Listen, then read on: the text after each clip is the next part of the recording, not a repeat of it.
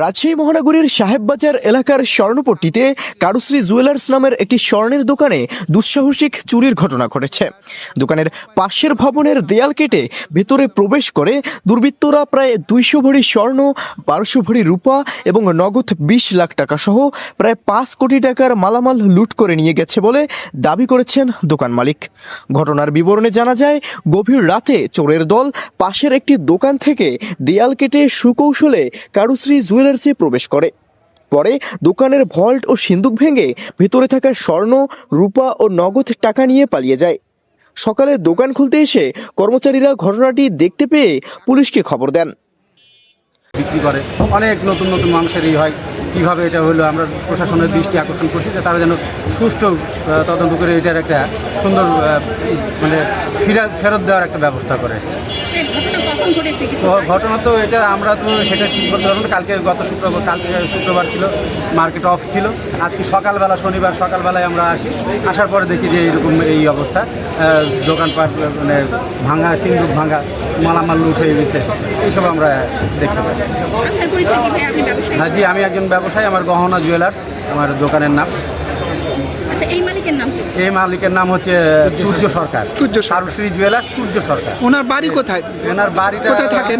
শামুকদম কলেজের আশেপাশে। আচ্ছা ভাই, যেটা শুনলাম একদিক দিয়ে ঢুকে অন্যদিকে কেটেছে, একটা দোকানও করেনি মানে? হ্যাঁ, একটা দোকানে, হ্যাঁ, পাশে আফিয়া জুয়েলার্স, এটা ফাঁকাই ছিল। এখানে তেমন মালামাল আমরা কখনোই দেখতে পাইনি।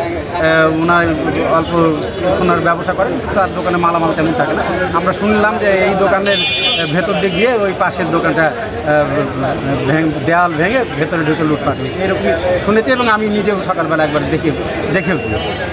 বাংলাদেশ জুয়েলার্স অ্যাসোসিয়েশন বাজুস এর তথ্য মতে দোকানটিতে থাকা প্রায় 200 ভরি স্বর্ণ, 1200 ভরি রূপা এবং ক্যাশে থাকা 20 লাখ টাকা সহ মোট প্রায় 5 কোটি টাকার সম্পদ খোয়া গেছে বলে দাবি করা হয়েছে। খবর পেয়ে রাজশাহী মেট্রোপলিটন পুলিশের বোয়ালিয়া থানা পুলিশ, সিআইডি এবং ফরেনসিক টিম ঘটনাস্থল পরিদর্শন করে। তারা আলামত সংগ্রহ করেছে এবং ঘটনার তদন্ত শুরু করেছে। এদিকে এই ঘটনার পর সাহেববাজার স্বর্ণপট্টি সহ আশেপাশের ব্যবসায়ীদের মধ্যে ব্যাপক আতঙ্ক ছড়িয়ে পড়েছে। জিনিসটা চুরি হয়েছে এবং আলমারি ভেঙে আপনার প্রত্যেকটা মাল একটা কোনা কাঞ্চিতে কোনো জিনিস রাখেনি। আমাদের মোটামুটি দোকানে 200 ভরি স্বর্ণ ছিল, মোটামুটি 250-300 ভরি চাঁদি ছিল, আরও অন্যান্য নগদ ক্যাশ ছিল, মোটামুটি 5-7 লাখ টাকা, 10 লাখ টাকার মতো ক্যাশ ছিল, 20 লাখ টাকা ক্যাশ ছিল। আমরা জেলা প্রশাসককে দৃষ্টি আকর্ষণ করছি, এমপি সাহেবের দৃষ্টি আকর্ষণ করছি, তারা মুখ করুক এবং আমাদের দেশ নেত্রী প্রধানমন্ত্রী তারেক রহমান সাহেবের দৃষ্টি আকর্ষণ, আমাদের জিনিসটা আশা করি উদ্ধার হয়ে যাবে।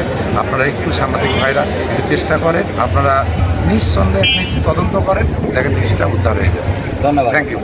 প্রতিবাদ ও নিরাপত্তা নিশ্চিতের দাবিতে জড়িতদের দ্রুত গ্রেপ্তার এবং লুট হওয়া স্বর্ণালঙ্কার উদ্ধারে না হওয়া পর্যন্ত রাজশাহী জেলার সব স্বর্ণের দোকান অনির্দিষ্টকালের জন্য বন্ধ রাখার ঘোষণা দিয়েছেন ব্যবসায়ীরা।